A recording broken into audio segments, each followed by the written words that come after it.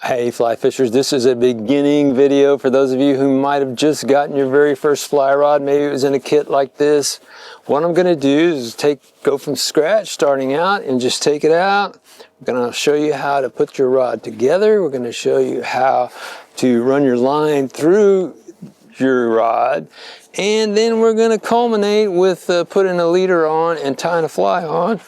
And at the very end, the very end, what I'm going to do is show you how to hook your fly onto your rod without damaging your rod, because you can damage a rod with the sharpness of the point of a fly hook. So there's what it looks like inside right there. You can see. We're going to take this out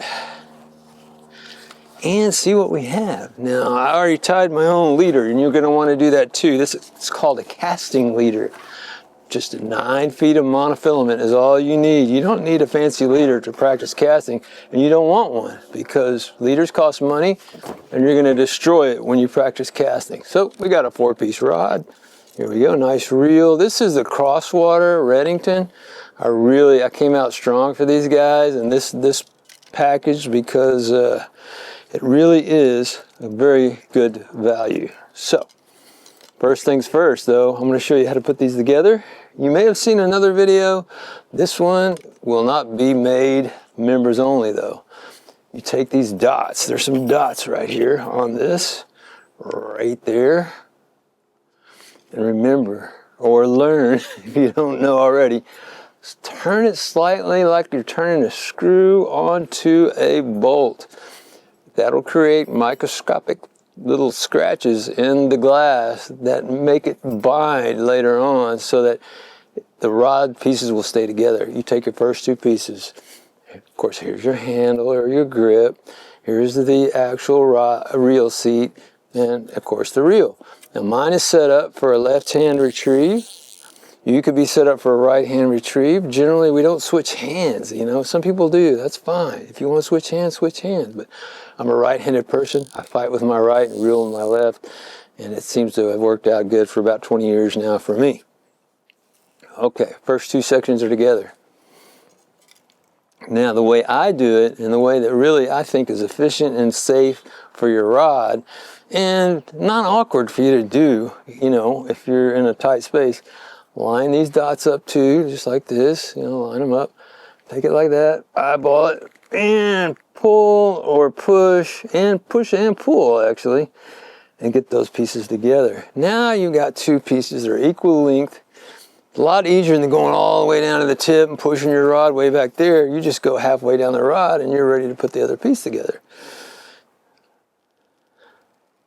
Just like that. Now the point here, the point of this is to do all this before you get to the water. Lefty Cray said, arrive ready to go. He's right. Arrive ready to go. And you, because what happens, and it happened to me, if I'm not there ready to go, there's a fish jumping. Oh no, there's another fish jumping. And then my adrenaline starts flowing, and I make a mistake when I'm doing this next simple procedure. Now this guy already has a leader on it, so we're just gonna use that leader that's on there.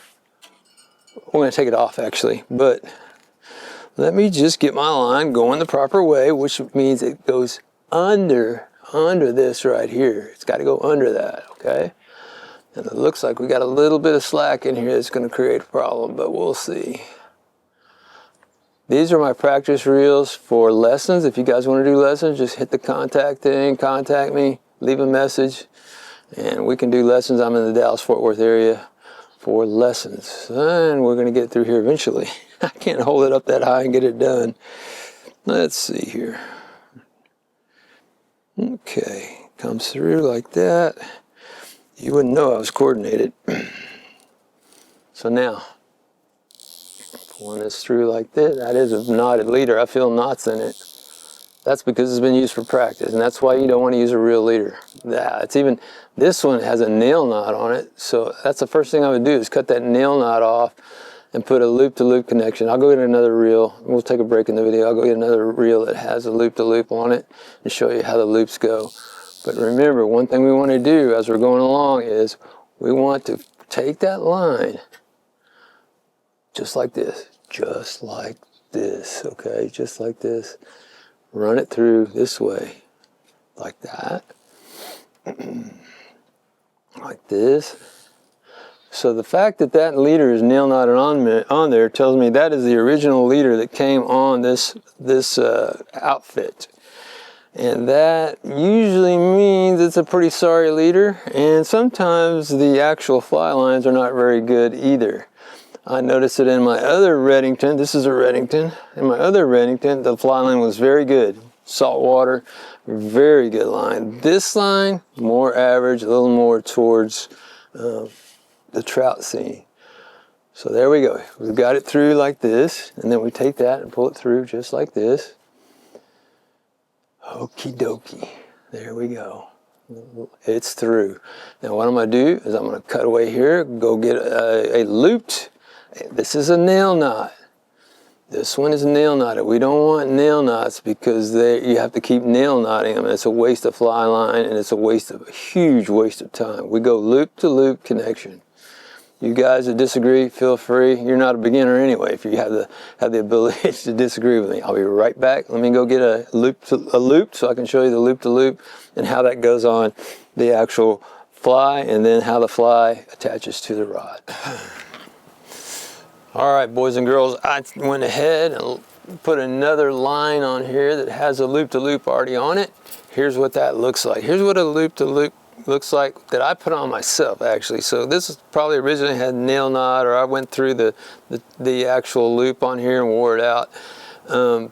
But you take a nail knot tool, or if you know how to nail knot manually, you do that and put a piece of monofilament on here. And I can tell I need to replace that one. It feels bad.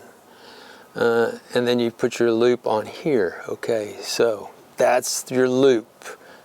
Most fly lines brand new out of the box will have a loop welded into the actual line.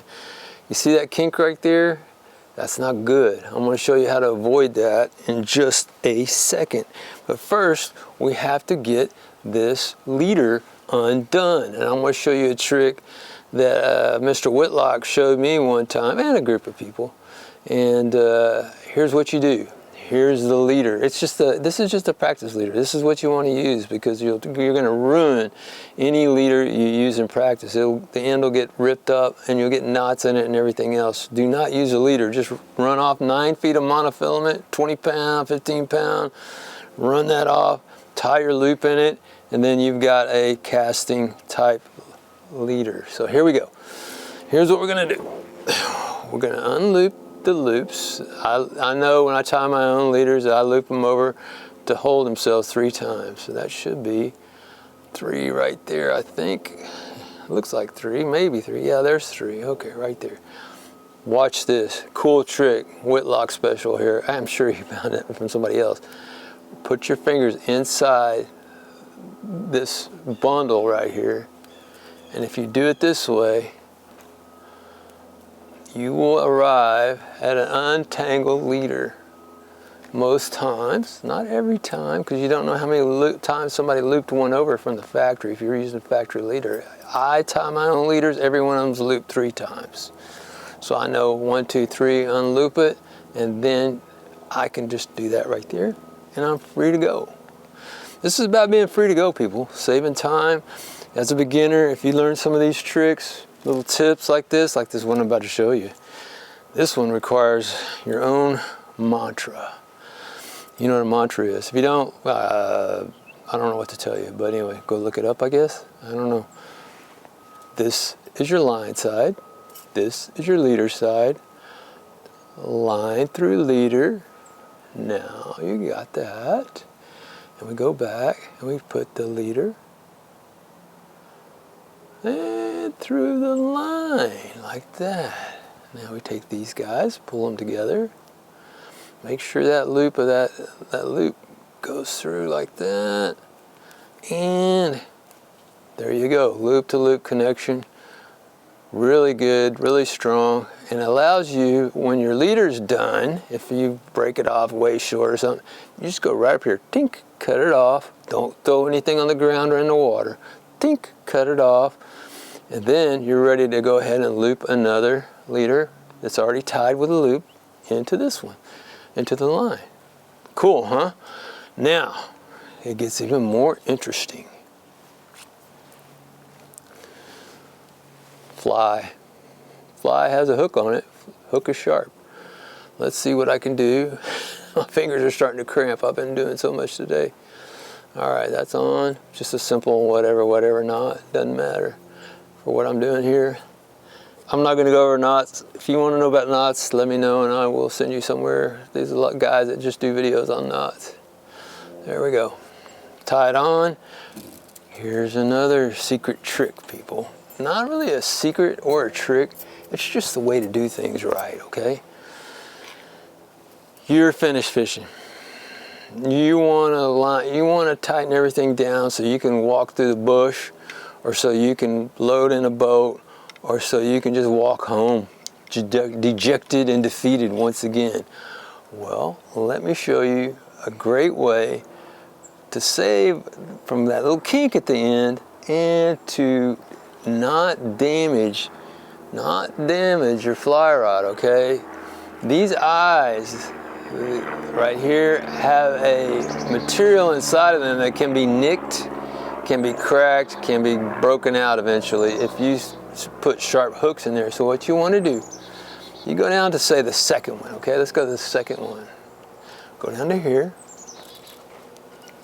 Instead of hooking into the eye, what you do is hook into the base of the guide, down in the base, okay? Never into the eye. If you hit the eye, you will die. I just made that one up. Pretty good, huh? All right. So now this is what it looks like. I took that, I ran some extra line back here around the reel, okay? So it looks like, there it is, right there. I took some extra back here behind. Make sure not to hit the crack in the reel between the spool and the reel base, or the reel frame, like that. And now that's like that. You just thought we were done. We're not done yet. Go over here, go like this, as many times as you want, enough to get the slack out. And now you're set. You've wrapped everything nice here. You've set the number of times. Every time you do this, do it the same. First, figure out how many times you want to do it, and then do it the same every time. And then you're ready to go. All you have to do when you get back over here, when you're ready, if you want to go again, when you get to another spot, you just take this guy loose like that, like that. And what that does is that puts any kink you put in your line further away from here. See this guy? See that kink right there? It'll be way up there. And that's much more important for a good, smooth presentation. To not have a kink at the end like a broken bone.